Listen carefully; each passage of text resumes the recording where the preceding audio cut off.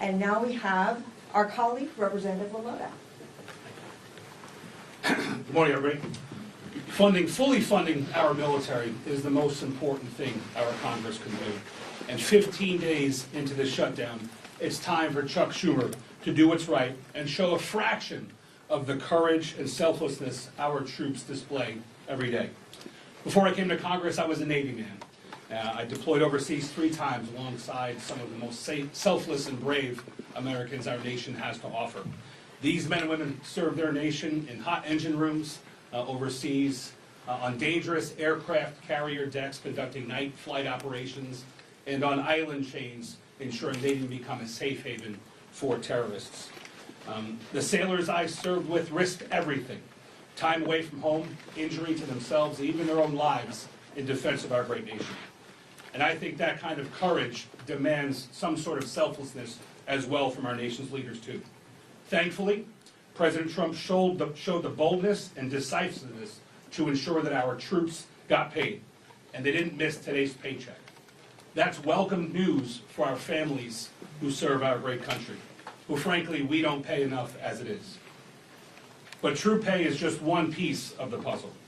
A prolonged government shutdown endangers America's national security, halting contracts, furloughing half of the Defense Department's civilian workforce, and disrupting intelligence and operations.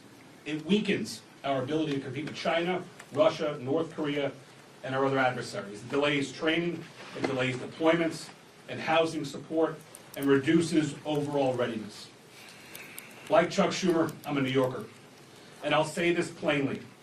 The next generation of New York Democrats are socialists, like AOC and Zohran Mamdani, and they're dragging their party towards socialism. They want open borders, they want taxpayer-funded health care for illegal immigrants, and they want government-run grocery stores. Just look at the race right now for New York City mayor. Now I know that socialism doesn't come naturally to Chuck Schumer. It was said before that just back in March, he supported the same clean CR that we're asking him to support today. Back in March, he had a backbone, Chuck Schumer. He stood up to his party's radical base and said he would put the nation before his own political interests.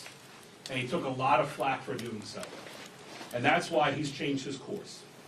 But we're here today to call on him to do better and to put the country before his own political job.